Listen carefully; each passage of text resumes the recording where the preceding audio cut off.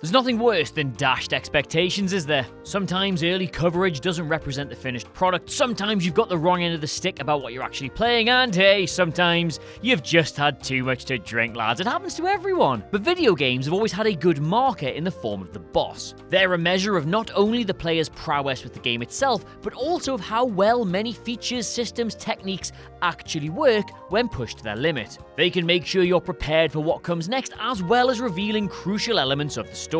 But sometimes those boss fights are worse than coming home to find your washing machines flooded and, in the process, drowned your rabbit. What a mess. What a senseless waste of everyone's time. What a way to ruin a perfectly good video game / checkerboard linoleum floor. My name is Adam Cleary, and fair warning, this video should probably be called 10 Opening Bosses That Totally Ruined Video Games for me. Number 10, Robotnik's big chicken thing, Sonic CD. So there we all were, it's some unspecified point in the 90s, and we're all just sort of basking in the warm glow of Sonic 2 and its era-defining platforming brilliance. But wait, that older relative, or a friend's older relative or something, has a computer. And it can do absolutely anything. It wipes the floor with that puny 16-bit black box you have in your bedroom. It can draw pictures, it can play movies, my god, it can run Encarta! Sonic CD was originally made for the whole Sega CD mess thing, but it was ported to PC 3 years later. But as far as my Year 4 class was concerned, Sega had just made a follow-up to Sonic 2 for a PC, and our minds were set ablaze. We bought the game, waited 14 minutes for our 1992 Hewlett-Packard to start, slammed it in the drive, went away for the weekend while it installed, and then finally, mouth salivating, played it. 5 minutes in, and the first boss is a big metal turkey with a bumper for an arm that plays no different to those on the Mega Drive. Never, ever, ever get your hopes up. Number 9, your own hand-eye coordination, Driver.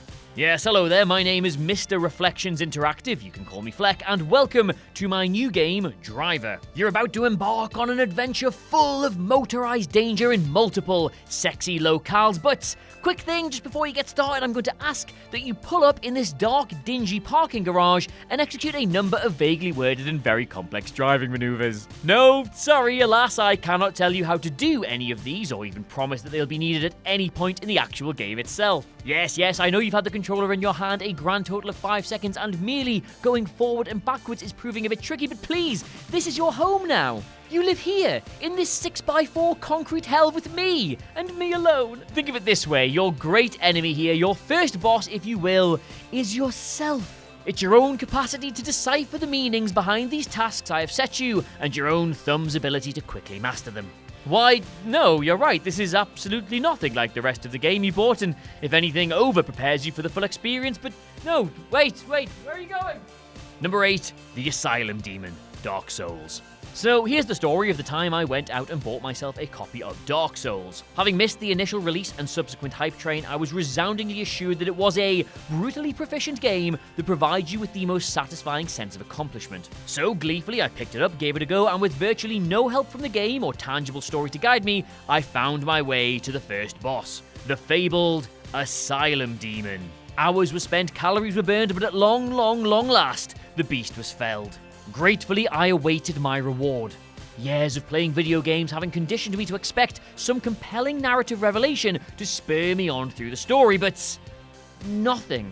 All of that stress and failure and resolve, all of that time, all of it just for the sense of accomplishment. Well, yeah man, my friends tried to reassure me, that's souls innit? There's a bit of a story there, but beating them is like its own reward. Yeah, not for me lads, thanks, sorry. Number 7, Phantom, Devil May Cry. You, thought you were really hard, didn't you? Devil May Cry was a hack-and-slash action-adventure video game starring a protagonist called Dante who flies around like a Dragon Ball Z villain and smashes demons into a fine powder for a living. This was going to be Castlevania, wasn't it? But for kids who listen to too much Linkin Park, just like you. You thought you were, really hard, didn't you? Younger brother wasn't allowed to play it because it had a mature rating, meaning you get the PlayStation to yourself and could sit back and drink all of that violence and gore in without worrying your mother would make you turn it off. You thought you were really hard, didn't you? So you stuck the difficulty up because you're a big boy now and this was a big boy game, so you wanted to play it on a big boy setting. But DMC's learning curve was more remorseless and unforgiving than all the girls in your school combined, and you got about as far with Phantom as you did with them. You thought you were really hard, didn't you, until you had to stick it in easy or automatic mode and just go back to button mashing. There's a big boy. Number 6, that horrible tryptophobia fish whale thing, Final Fantasy X.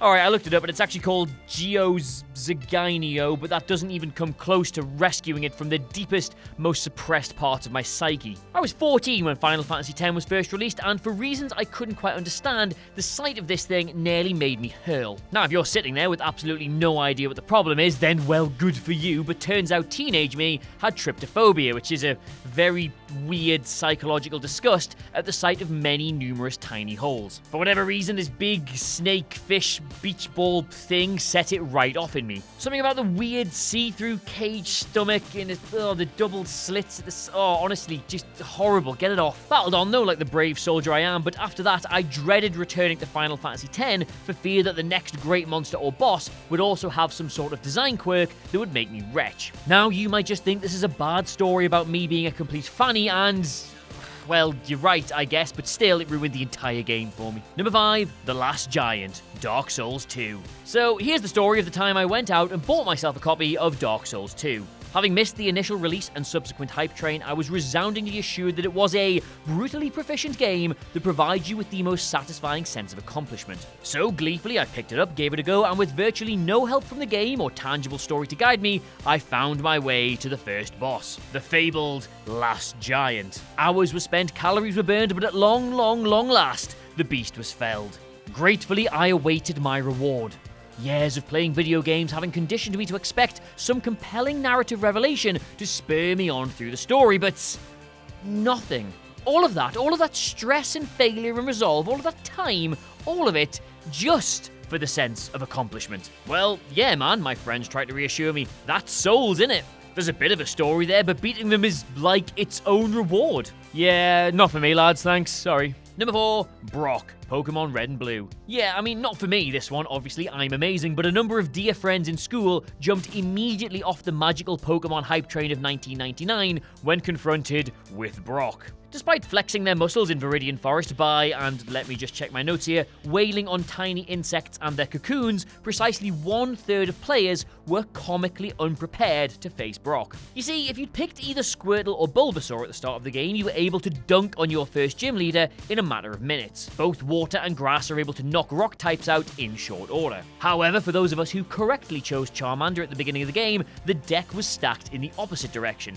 Even the other Pokemon you might have added to your party in that time were useless. Rattata's normal attacks did minimal damage, Pidgey's flying did even less, Pikachu's electricity had no effect at all, and both Caterpie and Weedle were weak beyond belief. None of them could land a glove on either Onix or Geodude. Now, of course, if you were a genius like me, you knew it was just a case of getting Butterfree leveled up sufficiently that it would learn Confusion, but for 90% of more casual players, the difficulty curve was an immediate put-off. The cowards. Number 3, Komoshida.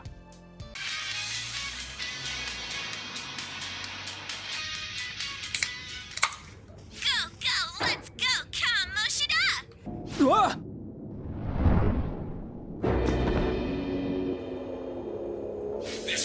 That I am the king of this castle. It is the core of this world. Yo, pervert! Were you waiting to ambush us? Drop the attitude, you mediocre peasant. There is no wrong in using my gifts for my gain.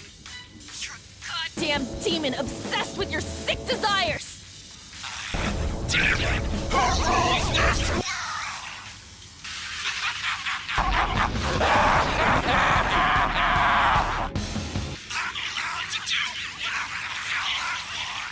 Nope.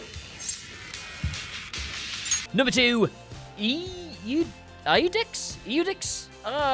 Something Gunda, Dark Souls 3. So here is the story of the time I went out and bought myself a copy of Dark Souls 3. Having missed the initial release and subsequent hype train, I was resoundingly assured that it was a brutally proficient game that provides you with the most satisfying sense of accomplishment. So gleefully, I picked it up, gave it a go, and with virtually no help from the game or tangible story to guide me, I found my way to the first boss. The fabled, Iudex,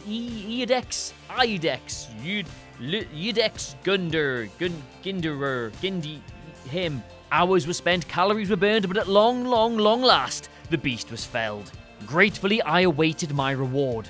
Years of playing video games having conditioned me to expect some compelling narrative revelation to spur me on through the story, but nothing. All of that stress and failure and resolve, all of that time, all of it just for the sense of accomplishment. Well, yeah, man, my friends tried to reassure me, that's Souls, innit? There's a bit of a story there, but beating them is like its own reward. Yeah, not for me, lads, thanks, sorry. Number 1, Yawn, Resident Evil. Just before you kick off here, I just want to make it absolutely clear what game we're talking about. Not Resident Evil, Capcom's top 5 of all-time undead puzzle shooter from 1996. Not the one that launched a decades-long, multi-billion-dollar franchise spanning cinema, games, books, and television. Not the one credited with single-handedly reviving the zombie obsession and that, over 20 years after its original release, is still regarded as one of Japan's best cultural exports. Not that one. What I'm talking about is the remake, and not even the 2002 remake, the 2015 remaster of the remake that appeared as a download on current-gen consoles. That one. See, thing is, Yawn was an incredible boss in 1996. It was big, it was terrifying, it turned a game that had been brooding and quietly sinister into a big action fight for your life, forcing you to forget how to sneak around and instead scramble for your very survival. It was everything that a great opening boss should be. But Yawn in the remake could be killed with just your knife. A 40-foot angry snake infected with a murderous virus that had found itself scaled back so badly in this game, you could now beat it by applying the same process you would use to butter a slice of toast. No thanks. So there you have it, those are 10 opening bosses who totally ruined video games for me. Let me know what you made of it in the comments below, and of course don't forget to like, share, and subscribe. In the meantime though, thank you so much for watching. I am the lesser spotted Adam Cleary on this channel, and I'll see you soon-ish, probably. Goodbye.